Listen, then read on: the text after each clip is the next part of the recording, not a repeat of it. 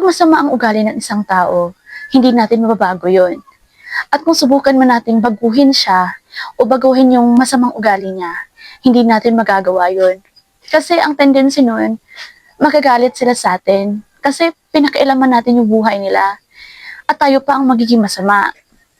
Kasi ang totoo niyan, magbabago lang ang masamang ugali ng isang tao kung siya mismo sa sarili niya, binabago niya yun. Kapag palagi nating iniisip yung mga di magandang bagay o yung mga negatibong bagay, ayun rin yung magiging reality mo. Kasi kapag palagi mong iniisip na wala ng pag-asa, wala ng solusyon, hanggang dito na lang, yun talaga yung reality mo, magkakatotoo talaga yun. Kasi yun yung pinaniniwalaan mo eh. So, kung ano yung nasa isip mo, kung ano yung paniniwala mo, yun yung reality mo. Kasi yun yung pinaniniwalaan mo.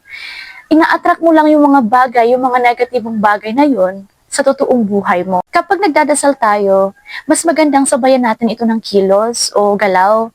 Kasi kung puro lang paniniwala tayo at wala naman sa gawa, hindi talaga magkakatotoo yun. Kasi nga, di ba, sa Bible, sabi doon na walang kabuluhan o patay yung paniniwala kung wala yung gawa.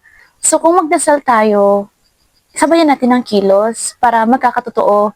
Except lang siguro kung hindi nais ng Diyos na ibigay yung dasal na yun sa'yo kasi hindi niya nais na mangyari yun sa'yo. O baka hindi niya will na blessings pala yung mga failures at challenges sa buhay. Kasi dyan tayo mas nagiging matatag. Diyan natin nalalaman kung saan ba tayo mahina, ano ba yung mga pagkukulang natin na kailangan pa nating i-improve.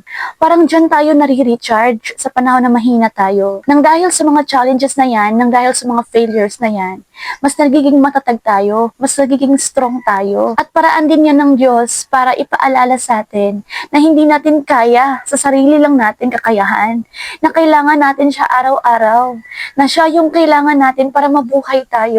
At ipaalam sa atin na wala talaga tayong magagawa kung wala ang tulong niya o kung wala siya sa buhay natin.